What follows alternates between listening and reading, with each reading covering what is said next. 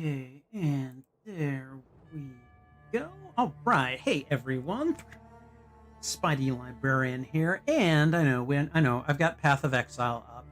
But the thing is, we're going to talk about Guardians of the Galaxy, and I'm going to play a little bit of Path of Exile. But this is mostly about Guardians of the Galaxy. I want to make no mistake about that, and I am going to make sure. I think the volume is down fairly low on the game, so but yeah, I hope you guys are going to stick around. If you've seen it, if you have not, you may not want to be here. But I can see that MRX has seen it, so that's awesome. We'll get to chat about it. And let's see. Solid hasn't seen the movie, so he's popping in to drop a like. Thanks for coming by. I mean, you're welcome to stay if you want, but there will be spoilers. So if you're gonna head out, I appreciate you dropping by and saying hi and dropping a like. That's awesome. But yeah, we are gonna be talking about Guardians of the Galaxy Volume 3. I saw it on Thursday, so about 5 days ago. And all I'm gonna say is that I really liked it. It was a lot of fun. And honestly, I mean, I've always loved the Guardians of the Galaxy movies. I really liked this one a lot. I don't know if I'd call it the best. I've still got a really soft spot for 2. But this was pretty damn good. We're talking up near the top. So, let me see. We're gonna go ahead and log in real quick with my character, and we're going to have to just. I have no idea where I am right now. What am I supposed to be doing? I need to go over to this place. Okay. But yeah. First of all, before we get started, I'm just gonna go ahead and I'm gonna use the Q&A feature because I've never done it before. So I'm just gonna say, what are your thoughts on Guardians of the Galaxy, Volume 3? And I'll let you guys. I mean, that's how it works, right? Like I put that up, and then hopefully you guys talk about it. I don't know. So, let's see. I've actually never used this feature before, so I'm not quite sure how it works. So we're gonna go to the live chat for now, but we can go ahead and hang it out. MRX requesting that we start with the spoilers immediately, huh? Oh, I mean, we could do that. I don't know that I want to dive right into the spoilers, but I'll tell you what. Here's what we can do. I can at least put Path on pause for now. So let me go ahead and just see if I can minimize it. Of course, there's no minimize screen. Okay, fine. We'll leave the game, and we are just gonna go ahead and whip ourselves over to the chat. And hello. All right, so but yeah, no, we can go ahead and start talking about the movie and the spoilers. First thing I want to say about Guardians of the Galaxy Volume 3, aside from the fact that I loved it, I mean, don't get me wrong, I enjoyed Ant-Man Quantumania, but it was kind of like I just barely enjoyed it. You know what I'm saying? Like, it did all the things that I expected it to, and it didn't do too much more than that, which I kind of feel like with Marvel movies, like, yeah, I feel like I should be able to get a little bit more out of it. And I mean, especially with the Ant-Man series, like that has like the first 2 movies were great. They were just Ant-Man and the Wasp. That movie was just amazing. I loved it. But then we have Quantumania, which was good, and you know we had a little civil war in the quantum realm. It was great. It was fine. But I don't know. You know, there were just 1 or 2 scenes or 1 or 2 jokes, and I was just like, you're kind of reaching. None of that with Guardians. The all the humor worked out wonderfully. all of the all the music was good. I mean, I was kind of surprised. I figured that with like the mixtapes and everything that it was all going to stay like in the like 70s, maybe the 80s a little bit. But no, we're jumping into the 90s, we are jumping into the 2000s, and we're getting a lot of stuff on the third volume that I hadn't heard before. And I was like, "Whoa, this is kind of cool, you know." So, James Gunn educating us musically, you know, as well as emotionally.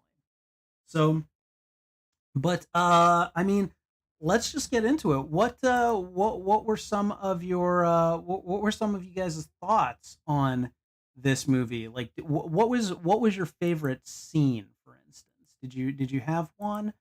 Let me see.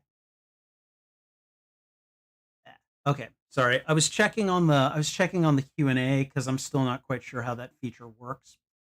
Um but yeah, so much to enjoy. So I think what I want to do is I actually want to create like a top 10 list of what I think the kind of the most remarkable what's the hold on a second.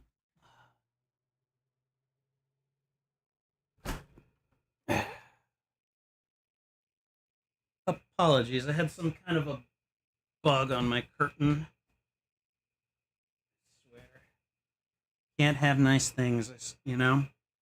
Um but yeah, I think I want to do like a top 10 list of like my favorite moments and or kind of like discoveries, developments within Guardians of the Galaxy because there are a few things that are not really moments in and of themselves, but they are things about the movie that you maybe weren't expecting.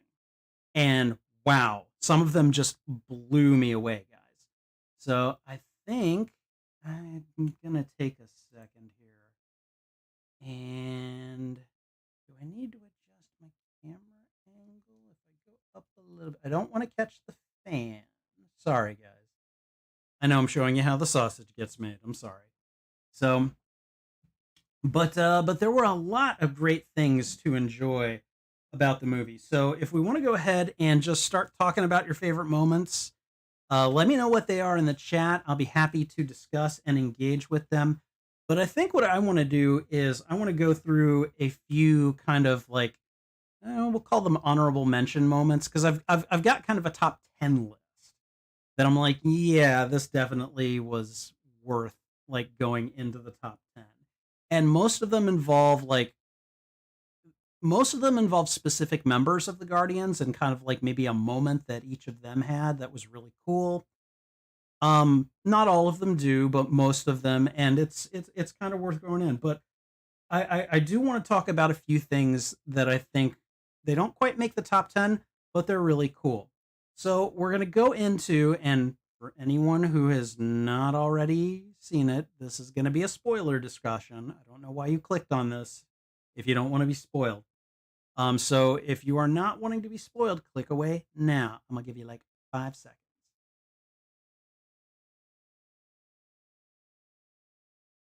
Okay, here we go. So, one of the first moments that I thought was really cool in this movie, and again, this one's in the honorable mentions category. So did anyone notice a particular superhero that Groot imitated near the climax of the film? Anyone notice it? I'm sure I wasn't the only one. But there is a scene where the Guardians get surprised by I don't remember if it was a group of enemies or one enemy or what have you. All I know is that suddenly they're like they have to go into battle ready pose, and you basically see Groot do this, and then like these ultra sharp like spikes, like tree branch spikes, shoot out, and you hear a distinct snick, and I was like, oh my goodness, was Groot doing an homage slash imitation of Wolverine? Because that was really cool. Like that was one of those moments I'm like, oh, that is so cool. Oh yes, oh yes. It just tells me that the MCU, the Marvel Studios, they know what is going on. They know that we want X Men. they know how happy we were to see Patrick Stewart as Charles Xavier in Doctor Strange in the Multiverse of Madness.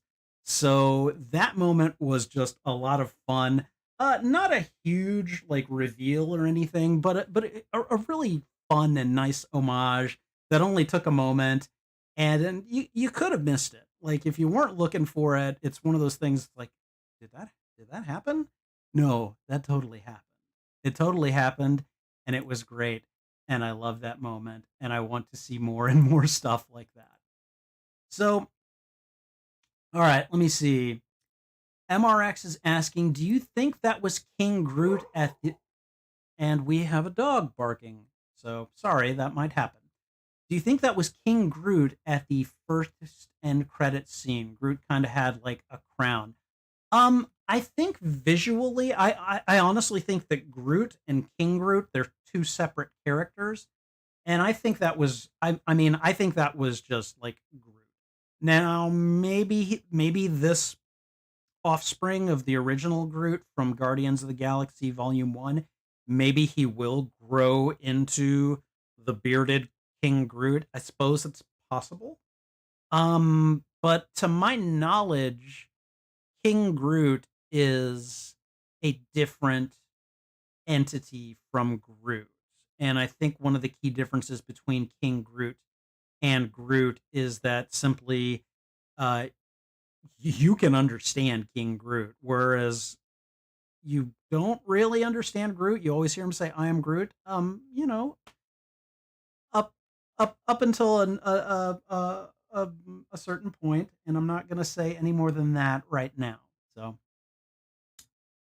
All right, let me go ahead and jump back into the chat. I want to have a look and see who is around, and it looks. Hey, Alan Copeland. Good to see you, my friend. I hope all is well. And have you seen the movie? I hope you've seen the movie because we're talking spoilers. So, first spoiler that I thought was just really worth discussing was this moment where Groot basically did an imitation of Wolverine with the whole snicked when the Guardians had to strike a battle pose. I thought that was really cool. So, um, another scene that I thought was a lot of fun is Cosmo is a very good dog.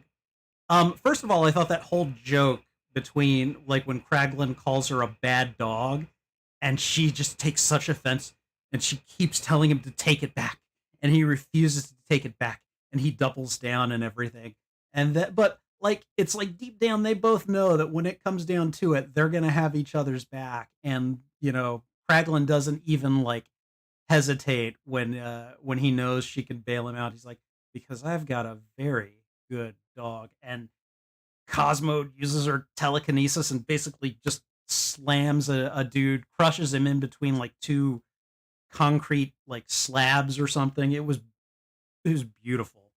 Um, and then Cosmo uses her telekinetic abilities to create like a vacuum seal between nowhere and the high evolutionaries uh you know fortress, floating spacefaring fortress, so that they can evacuate all those kids to nowhere. That was great. I loved it. I thought it was a wonderful moment for a nice little character who we haven't really seen much of. Like we Cosmo like basically cameoed in Guardians Volume 1, and then we didn't see Cosmo again until the I think the holiday special.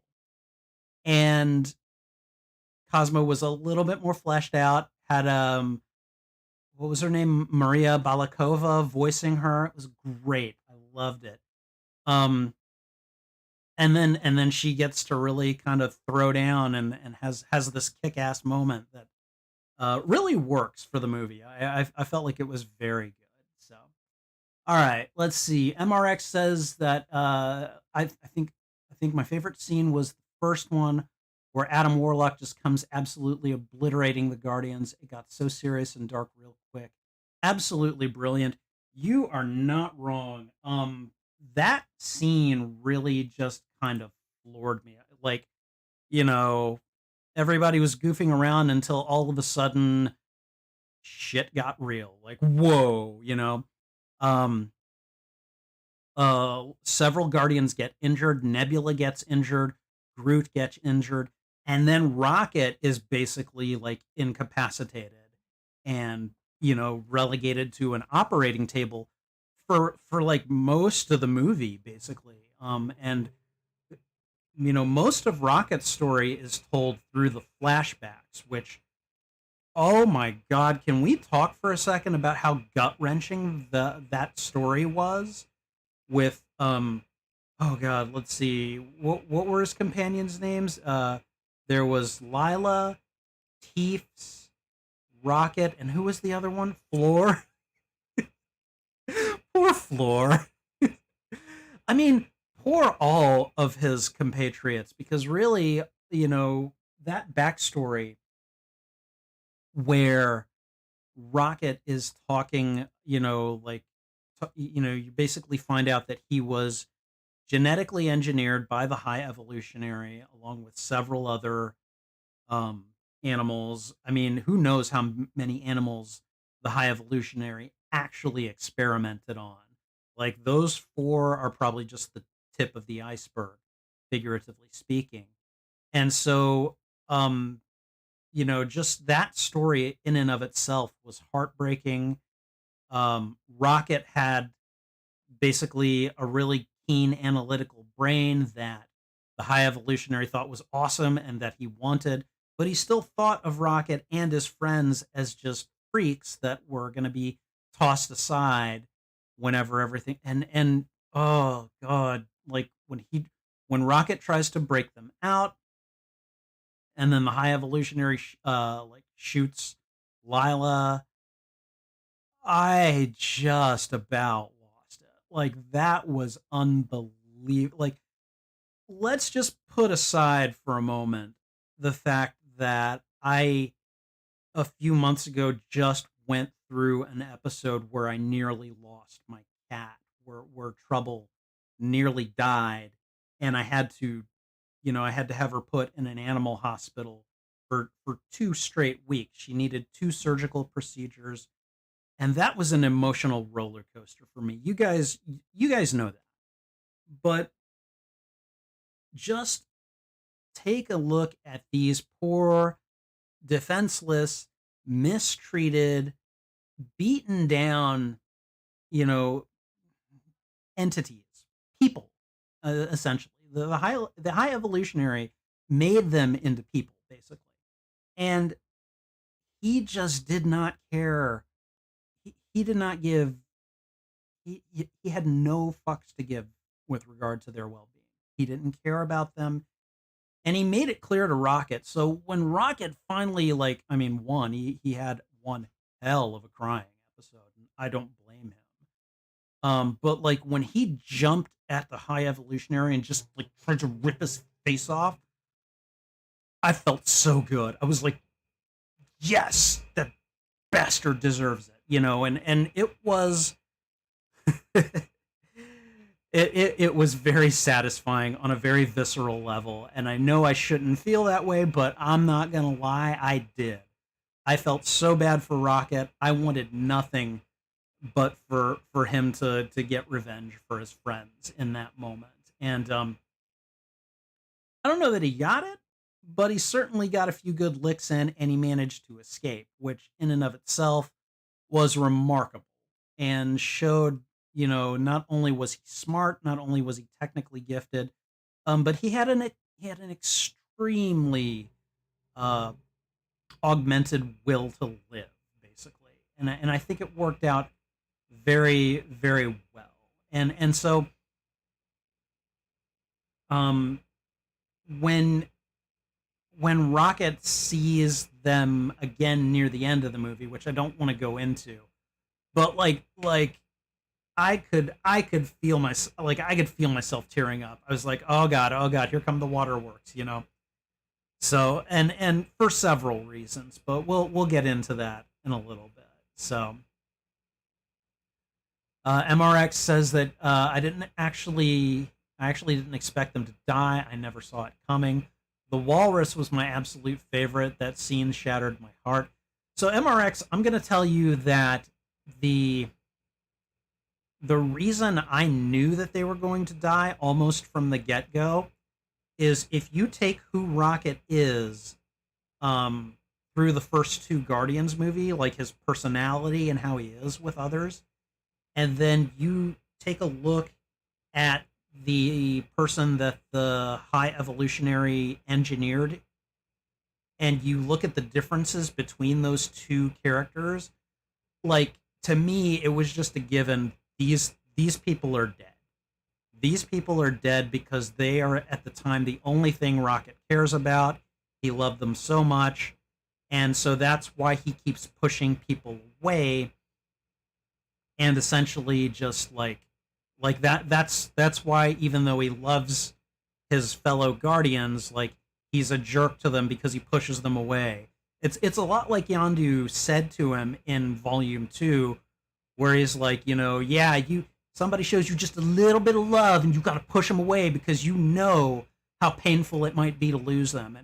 And Rocket to me is someone who has gone through a crap ton of loss, and so it really as soon as I saw his friends, I knew that they were dead. I knew that they weren't going to live through that story.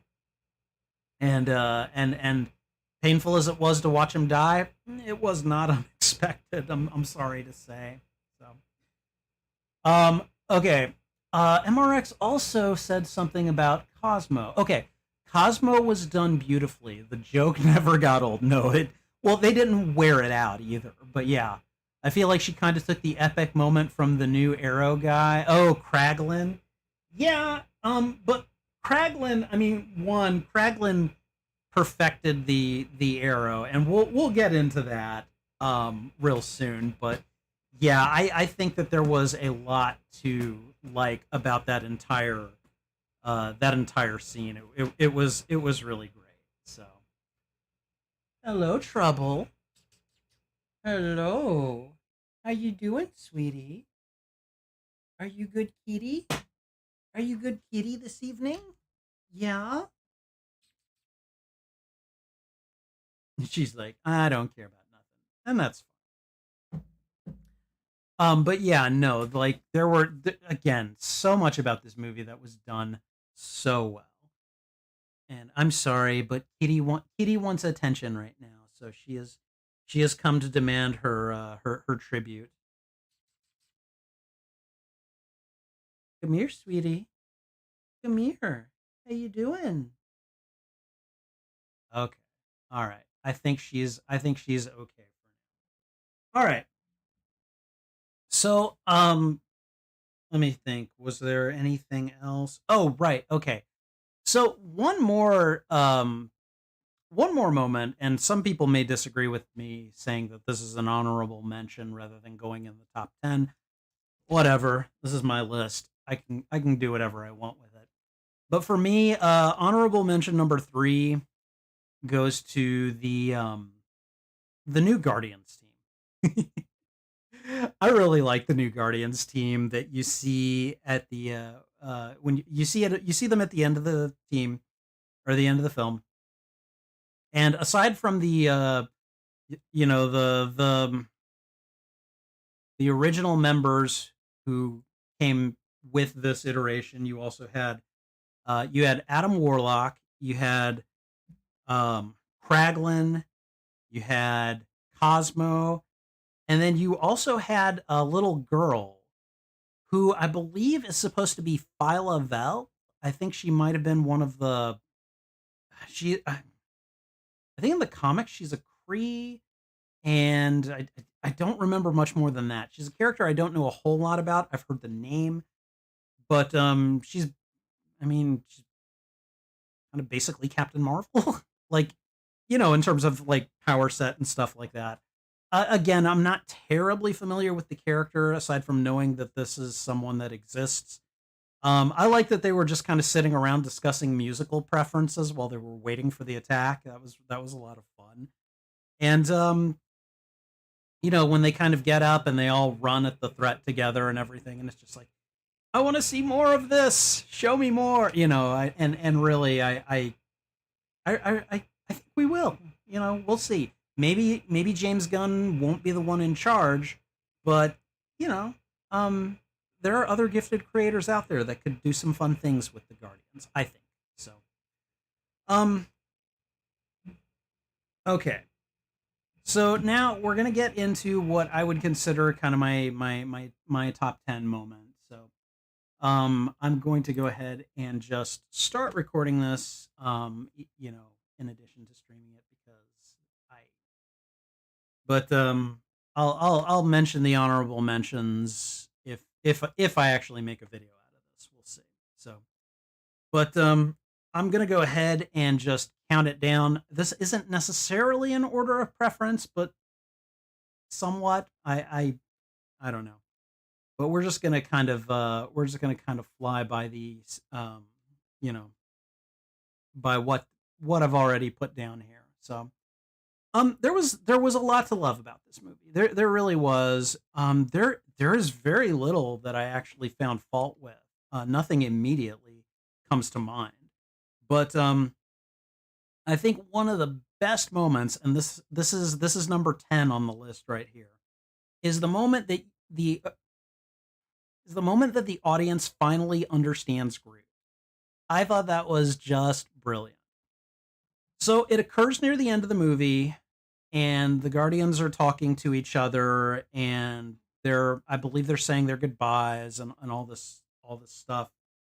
And towards the end, we uh we hear Vin Diesel, who pretty much throughout this movie has only or this franchise has only ever said I am Groot, and we are Groot too.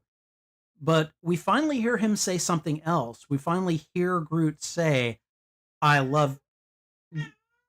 Yes, that's what he said. Yes. Yeah, that's what he said. I love you too. No, but when Groot finally says to the Guardians, "I love you guys," and some people that I've spoken to about that scene have asked, so he finally learned to talk? No, no, that's not what happened at all, guys. What happened was that the people who are closest to Groot can understand him, basically. And so essentially, when Groot says his final line,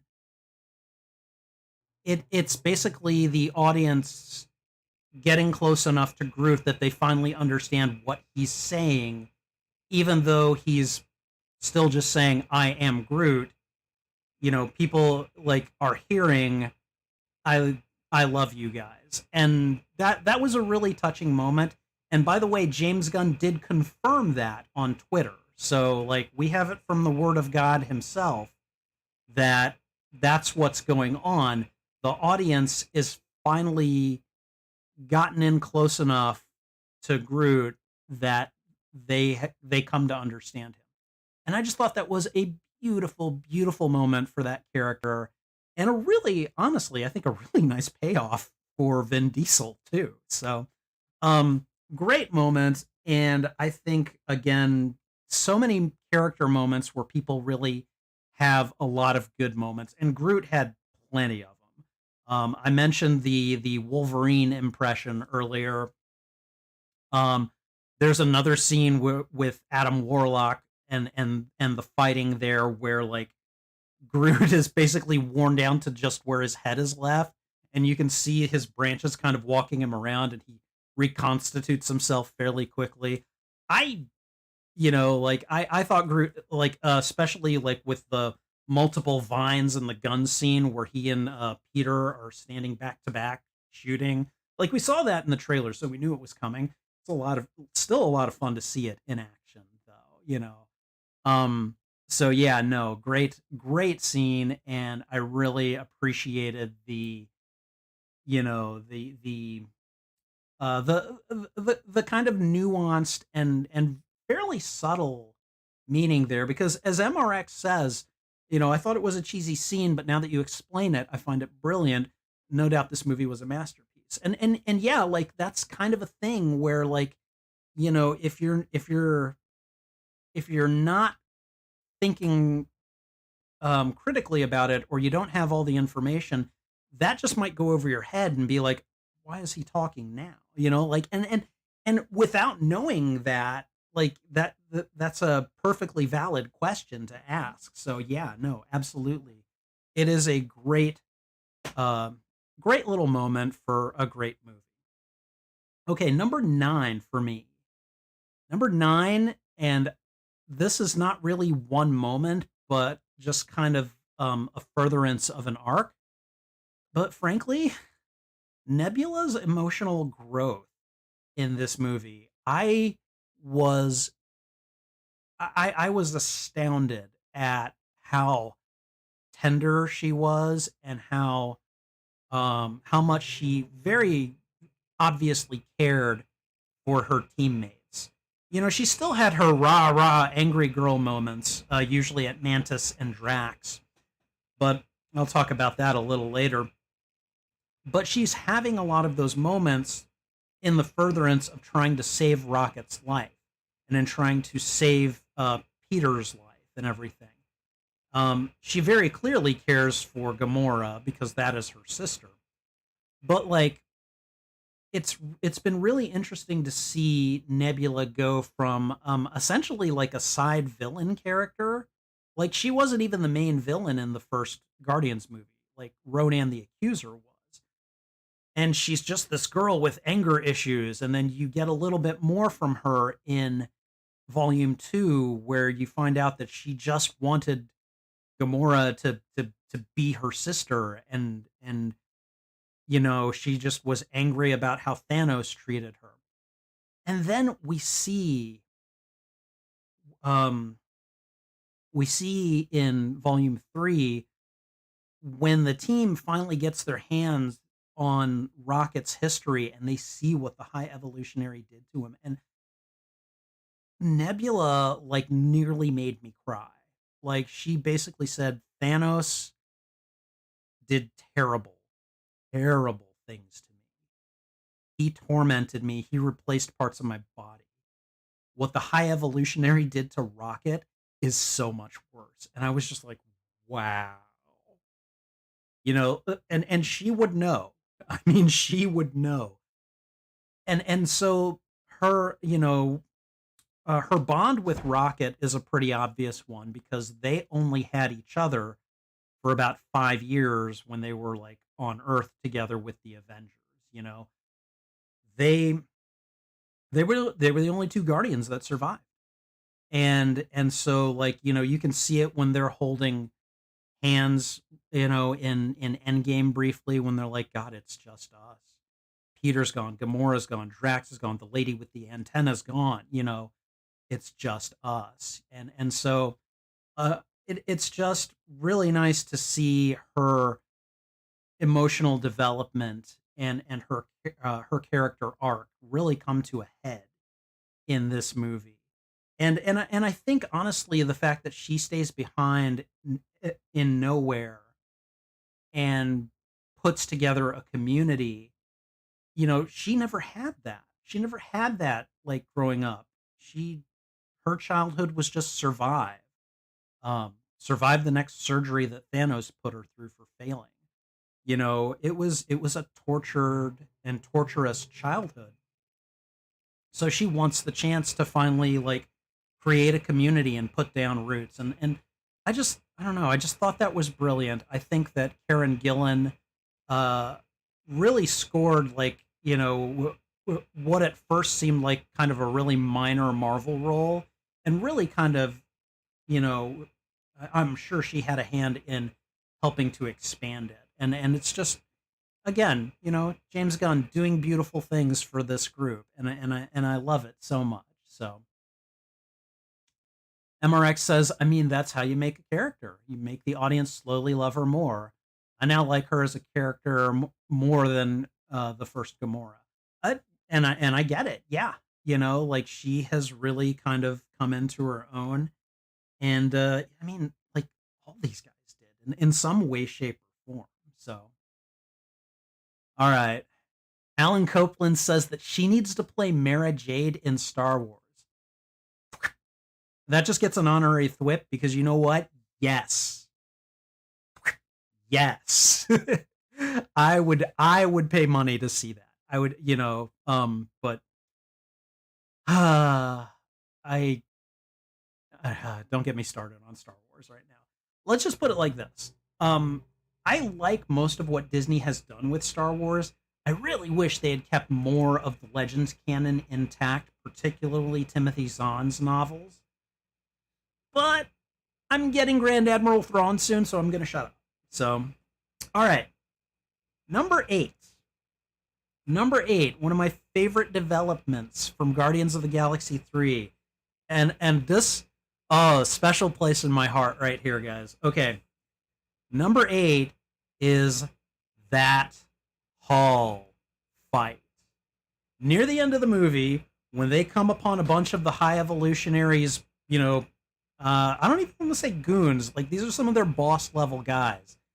The, you know, Rocket has been, he's been resuscitated. He's good to go. The team is basically all back together, and they throw down together in a huge way. I honestly feel like what happened is that James Gunn was he was catching up on the Marvel Netflix shows, and he watched Daredevil and I think Luke Cage and the Defenders, and he was like, "That's cool. I want to do that." And so he basically put all of the cinematic budgetary might that he had and just crafted this amazing hall fight scene where the Guardians just go at it.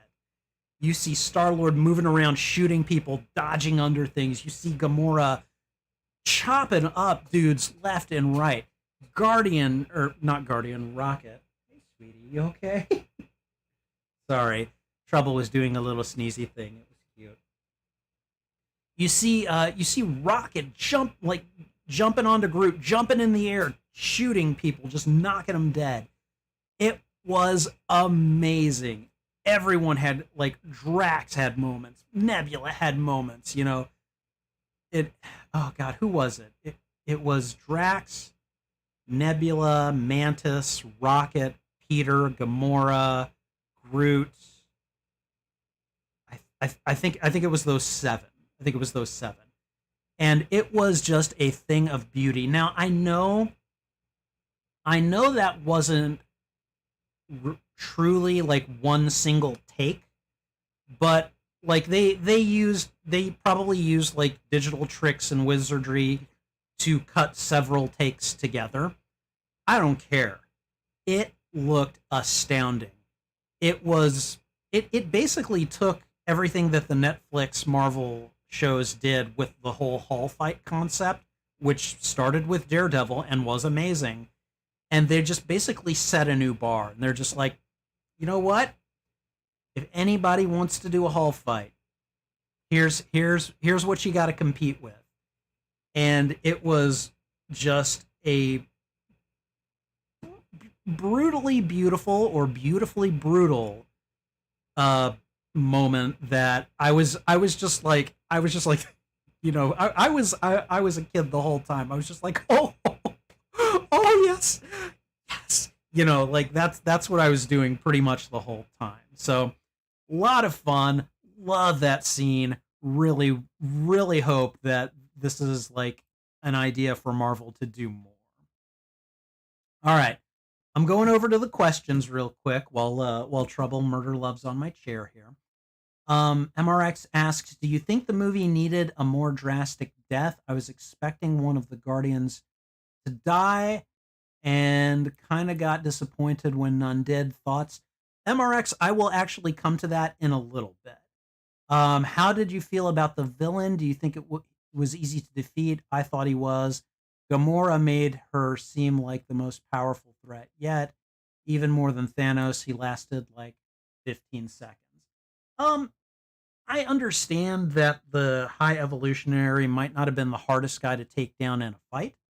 However, I think where the brilliance of the High Evolutionary comes in is just how just astoundingly uh over the top and vicious he is in terms like of not just his intellect but the things that he wants to do with it, and the fact that he's able to implement a lot of these changes just kind of on a genetic scale, on a planetary scale.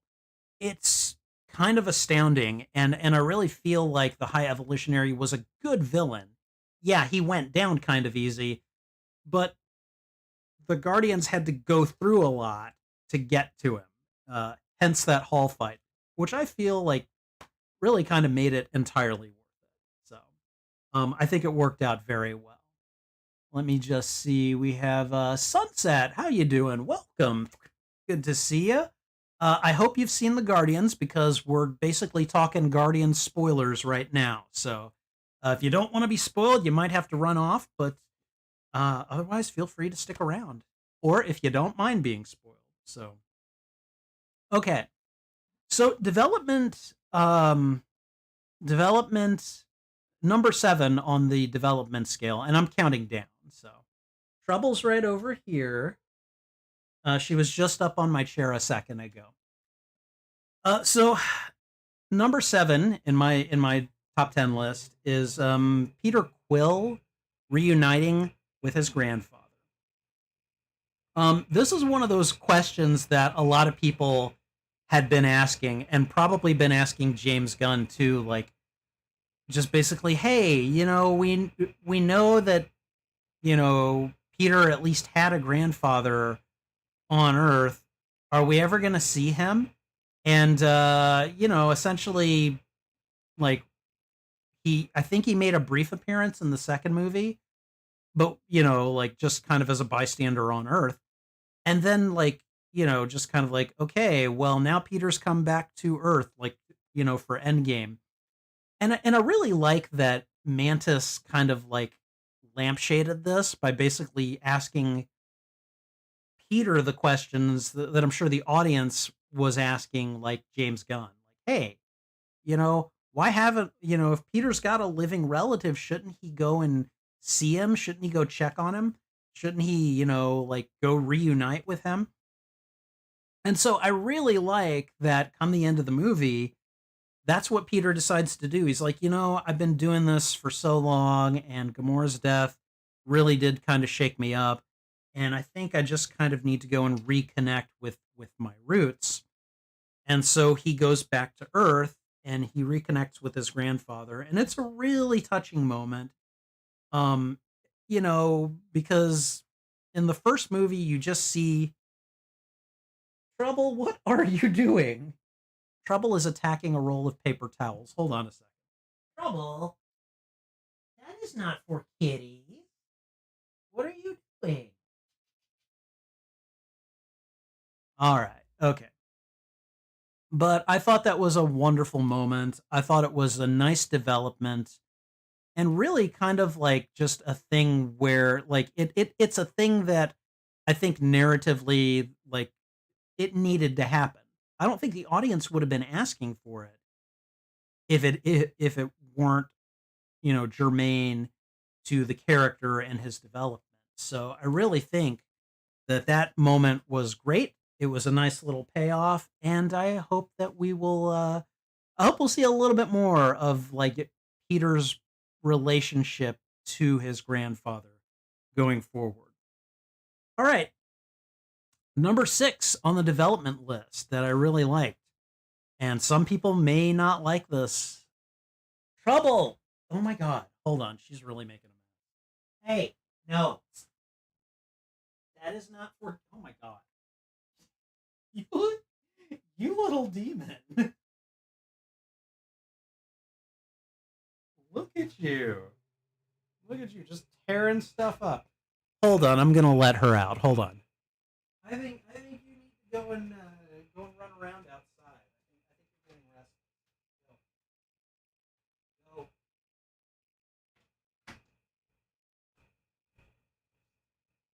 Okay, that was a silly kitty. All right. Okay. So, all right. So back to moment number 6 or development number 6 on my list. I actually really like that Star Lord and Gamora do not get back together. I actually really liked that. I felt like that was. I felt like if they had gotten back together, that was going to be a very.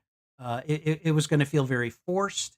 It was going to be one of those moments that's like, dude, no, this is a different person. This is a person that never got together with Peter, you know. Um and I liked that. I liked that. I liked that Gamora, in some ways, she kind of handed him his ass about this whole thing, and basically told him, it's are you so tiny a person? Are you so insecure a person that your whole well-being, your entire well-being just hangs on me being this person that you've built me up to be, which I'm actually not? Like, who are you, you know? And it's a valid question. It's like, you can't force your expectations on someone just because, like, I mean, we're playing with space magic here, guys. And he knows enough to know that this is not the person that he fell in love with. She looks like her, she sounds like her, but there are some key moments that never happened on her end. And I like that they leave that alone. And I also like the idea that they leave, I don't want to call it like a seed of that potentially happening, but I do like that they at least, like, Gamora actually, like, I think after their fight with the high evolutionary and everything, she maybe understands a little bit more how if she had met, Peter at a different point in her life where she might have actually been interested in him. Because she tells him, she's like, I I bet we were great together, you know. Imagine we were fun. And Peter's like, you have no idea. And I just thought that was a nice little, like, acknowledgement. I felt it was very like, yes, no, we're not going to get together, but I, I at least respect, like, he respects that she is a different person and that it's not fair to expect her to be the other person. And she acknowledges, she's like, this man who isn't anywhere near as suave as he thinks he is, although he does have his moments. Um, is a genuine hero who really did suffer a loss with someone who looks and acts an awful lot like I do. And I just kind of really like that kind of it's almost like a begrudging respect.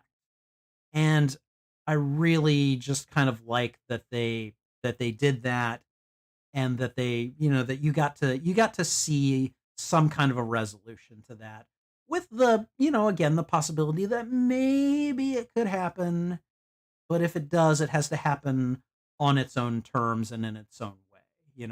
So really love that moment. And I mean, like, I don't know that anything is ever going to happen for it unless they recast Gamora. I don't see it happening, because Zoe Saldana, the actress who plays Gamora, has said after Volume 3, that's it. I am no longer doing Marvel stuff anymore. I'm done with Gamora. Loved her, had a great time playing her for this last decade or so, but this is it. And I get it. Like, I mean, actors have lives. Actors are people. They may not want to do a role forever. It's perfectly fine. I for one, I mean, if Marvel ever cast me in anything, they could cast me as a friggin' mail room delivery boy or something. I would hold on to that role because I'm in the MCU, But, like, I get it. I'm not a professional actor, and she is. And she's probably got, like, an entire career path. I mean, that woman has been in, like, 3 out of, or possibly more, out of 10 of the, like, top grossing movies of like ever. I think if she wants to go off and do her own thing, I'm gonna just go in her corner and be like, let her do her own thing, you know? So, anyways, great moment, loved it. And now we're gonna move to point number 5. Um, I wasn't expecting this. I wasn't expecting this at all. There was quite a bit about this movie that broke in ways that that just caught me by surprise. But Rocket becomes the leader of the next iteration of the Guardians of the Galaxy. And I thought, I was like, that just make all the sense. That makes all the sense in the world because he and Peter were always kind of sniping at each other and back and forthing about who was in charge and everything. And so when Peter when the Guardians break up at the end of the movie, I mean, that's the thing that happens. Peter's like, I need to leave. I need to go do my own thing. And then Mantis is like, me too, And then Nebula's like, yeah, I mean, I'll stay close by, but I'm gonna run nowhere, basically. And then Drax decides to stay behind and everything. And it's just like, everyone's going in different directions, and Rocket is like, but so that's it? We're done? And Peter's like, we're not done. You carry on. You continue on with the team. You're in charge now. So Rocket and Groot stick around and basically help usher in the next generation of Guardians, which was just really cool and a lot of it was a beautiful tip of the hat to the fact that yes, Rocket is a very capable individual and can has the chops to run the team, beyond just sniping at Peter Quill and saying, "Hey, I'm your captain. You shouldn't talk to me that way." And I think it really is a nice tip of the hat to the character. I I want to see more of a Guardians team that has Rocket leading it and has Groot in it and Adam Warlock and all these other characters. I think it would be a lot of fun. Will we get that? I don't know. We may or may not. But in the meantime, Rocket is the one in charge of that team, and I think that was great and wonderful. And again, would love to see more of it. Okay, so number 4 has to do with Mantis. One of the things that I really liked about the Guardians Holiday Special is how Mantis really got to come into her own. We got to see that she is not just a pushover. She will use her abilities in combat, and she can actually, she Black Widowed several guys during the Holiday Special, and I was really impressed with how they used her. Pom Clementif really was having fun with the character, and she was clearly having fun with the character in this movie too. We saw her like kind of bouncing around in those spacesuits. That was great. But really, I think one of the things that I noticed most about Mantis is that she got really good at just standing up for herself. She gets back in Nebula's face, like at a fairly critical point in the film. She does a great job of standing up to Nebula, standing up for herself, and just kind of laying it out like how it is, And she's like, "Yeah, go ahead, get angry at me all you want. I don't care. Like I know why I'm doing these things, and I know why you're doing these things, and I know you better than you think I do. And yes, Drax may be stupid, but that doesn't mean I don't love him." She's laying it out there, but she's also making herself the most kind of like emotionally nurturing character in the entire movie, and in the gang really. While also just kind of showing that, hey, I have a backbone. I'm coming into my own as well. I've got really cool abilities, and I'm going to figure out who I am for a while. I also like that she used her abilities on those three huge. I don't remember what they were called. Those beasts that were going to come after them. Like it wasn't just calming them down because I don't think she actually touched them before they calmed down. It was using her empathic abilities to just be like, these guys are scared just like we are, you know. And I like that that her kind of superpower was her ability to sense the emotional states of others and to actually like to kind of guide that and use it to comfort others. I thought that was brilliant and again yet another beautiful development for a character that I think you know at least in her first few appearances was pretty underutilized and often the butt of a lot of jokes. I feel like she really got to kind of rock and roll in this film and also in the holiday special in a way that she just hadn't gotten to before, and it was great to see. I really enjoyed that. Okay, all right, we're down to the top three here. All right, so top the number three. Hmm, God, number three. I was not expecting this. If you guys watched the trailers, you guys know that there they were putting a lot into the idea that this is going to be very high stakes and this is the final outing for this team. James Gunn is not coming back. Like this is going to be it, so nothing is off the table. Anyone can die, And the fact that like anyone could die, there was all kinds of speculation as to who it would be. Um was it going to be was it going to be Rocket? Was it going to be, like Drax? Was it going to be, you know, Peter Quill or possibly Nebula, and so for me it was just a very I see what you did when all of them survive. There is not a single Guardian in volume 3 that actually dies. They all live. They make it through. It's you know, they basically all go their separate ways at the end of the movie. And I feel like we get a sense of finality in Guardians Volume 3 that we don't usually get in a lot of Marvel movies. And I think part of the reason for that is that the Guardians movies have largely existed away from the rest of the MCU, away from Earth, and just kind of mostly doing their own thing.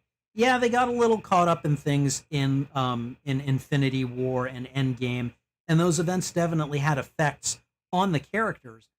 But for the most part, a lot of the growth, a lot of the development that you have seen for these characters has occurred in these movies. And so it's really nice that they kind of get to end things on their own terms and they do it without having to push the death button.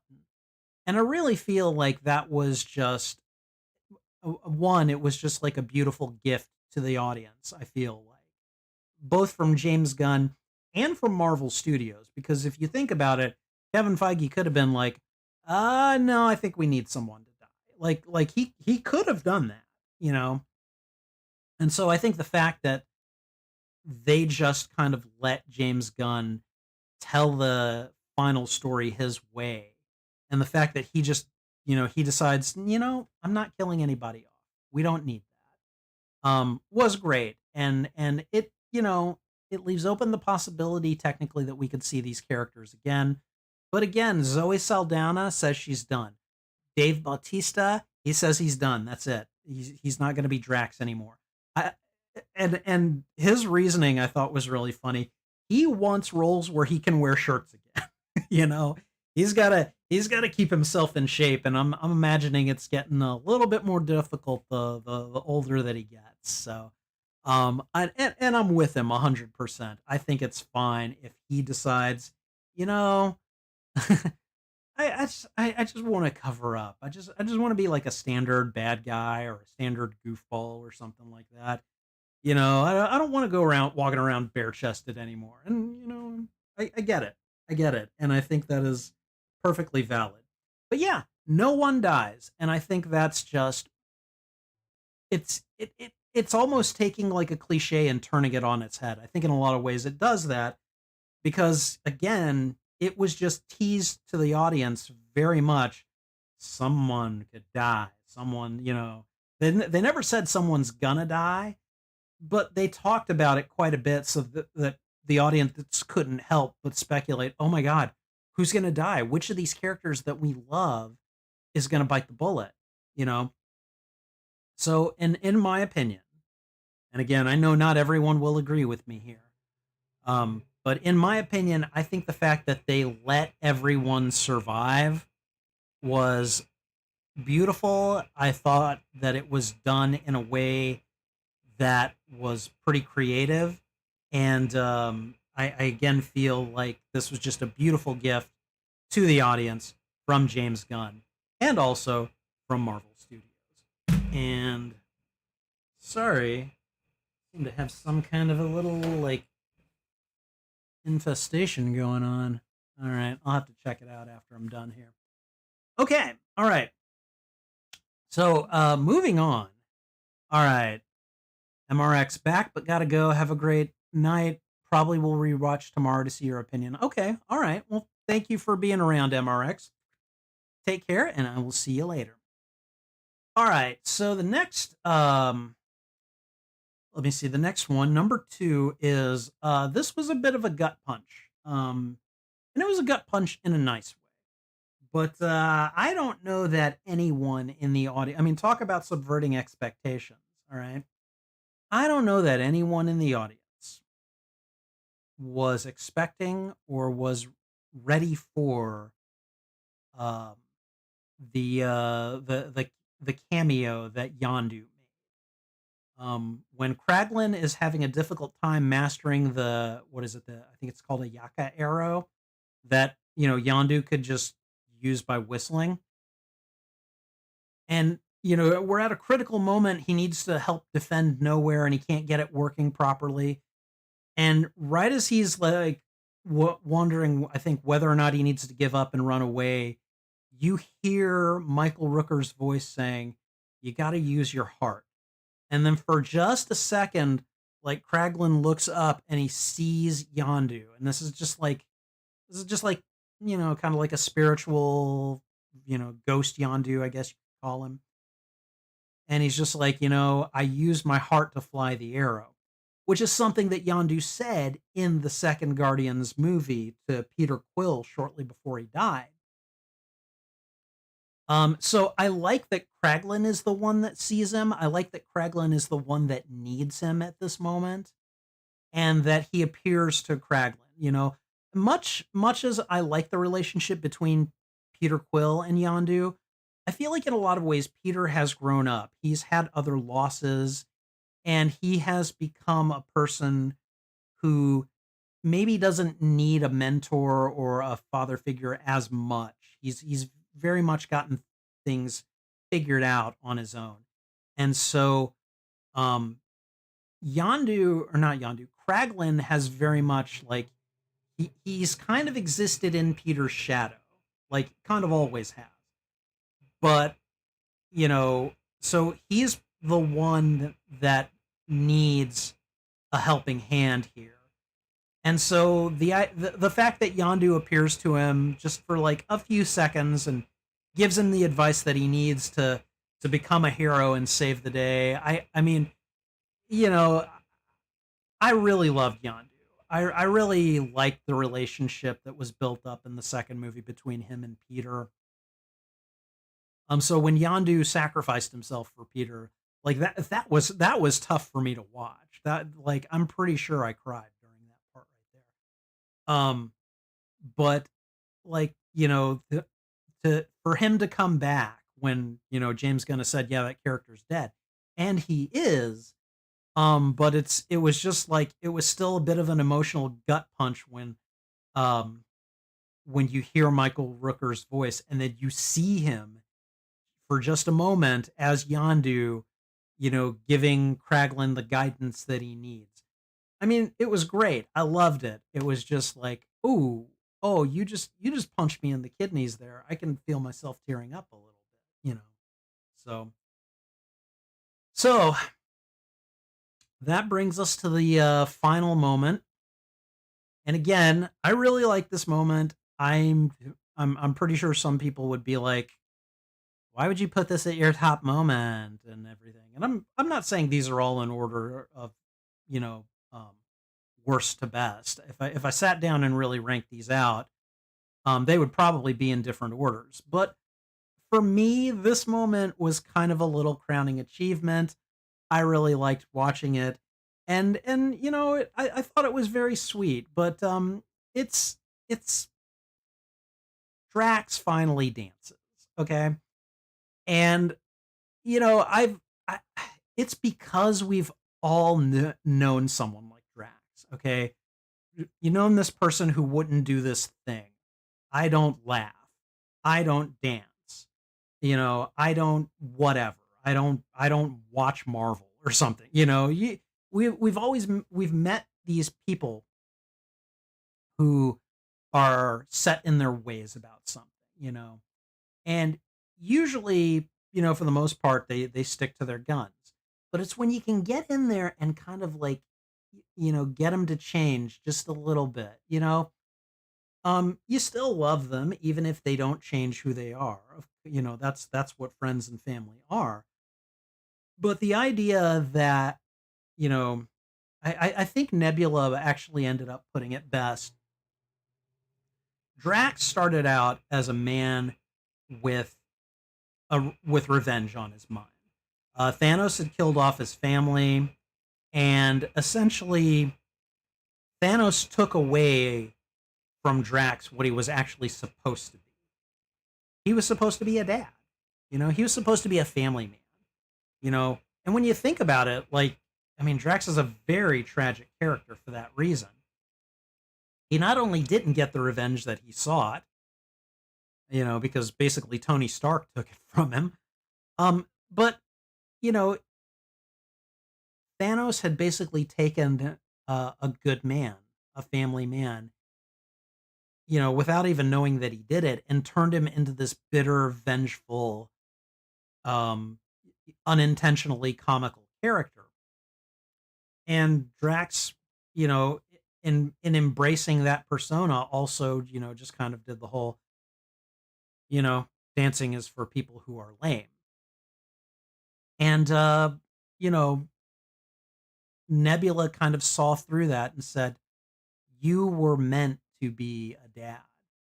And so when all of these children that they rescue are now part of nowhere, and Drax is kind of given the, the what's the way, the kind of fill in task of, like, foster father for like all these children. And he clearly bonds with them. He understands what they're saying. He understands their language when the others don't, and he actually is able to be silly for them. Nebula's just like, this is who you were meant to be. You weren't ever meant to be the destroyer that Thanos unintentionally made you. You were meant to be a dad. And so, like, at the end of the movie, when all the kids are dancing and everything, and Drax just finally, like, throws it aside and starts dancing with them. To me, that is just a very beautiful moment, and a beautiful end to an arc for a character whose arc really did begin well before Guardians of the Galaxy. We never got to see who Drax was before Guardians of the Galaxy, but we do get to see who he probably was before Guardians of the Galaxy at the end of Volume 3, and probably who he would have been if his family hadn't been so brutally taken from him. So, and this is just kind of scratching the surface. There are so many moments in Guardians of the Galaxy Volume 3 that are just great. A lot of things that I didn't even uh, do much more than touch upon. Like we talked about Adam Warlock, who really in a lot of ways was very underused, but I kind of get why. He's not fully baked. He's not. Oh, and I hear a needy cat. Hold on, let me go let in the needy cat. Give me a moment.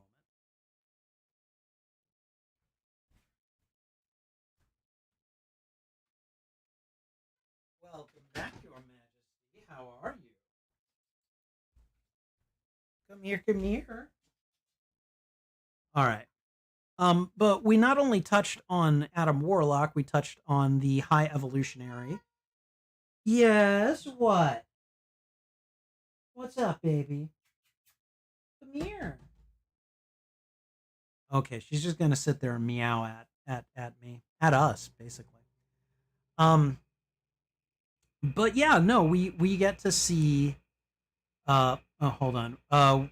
We talked a little bit about the High Evolutionary and what kind of a villain he is. Yeah, he maybe wasn't as much of a physical threat as he could have been, but he certainly was an intellectual threat. He was certainly a force to be reckoned with in terms of the forces at his command and everything. And hold on. Yes. Well, come here. Come on, come here. You want to come here? I'll give you scritches. I give you scritches. Come here. Okay, no, she's just gonna meow at us. So, but yeah, there's a lot to this movie. It's awesome. Moviegoers, I think, are gonna love this movie. I've seen a lot of people calling it the best out of the three. For me, I don't think I share that particular distinction with it, but I do think it is a damn good movie. And really, all three movies are they're pretty good. Like, I have a hard time actually picking a best one. Like, for me, it would probably be two, simply because I like the father son bits going on there. I like a lot of the Rocket and Groot story. What? Hi. How you doing? Are you a good kitty? How you doing? What are you up to? Hey, bud. Come here. Come here. Come on, you can come here. Come on, I give you scritches. She being a butt. Okay. And she's just on the edge of the frame. I think that's hilarious. Okay. Um but anyways, yeah, it's really hard for me to choose a movie out of the three because they are all really good. Um you know, the some might do some things better than others and vice versa. But there's no denying that this trilogy. Yes, there's no denying that this trilogy is very well made, and I would argue very well made with love from James Gunn. So, I think that's going to be it about my Guardians of the Galaxy spoiler talk. I hope you guys enjoyed it. I think I'm going to go ahead and call the stream here. I know it said we're playing a little bit of Path of Exile, but I think this is just a good place to call it. So I hope you guys enjoyed it. And if you did, go ahead and thwip on the like button. It really helps me out. I hope you guys are doing well. Thanks for hanging out with me. This is Spidey Librarian. Take care. And until my next stream or upload, I'll be wishing you a good rest of the day. Bye.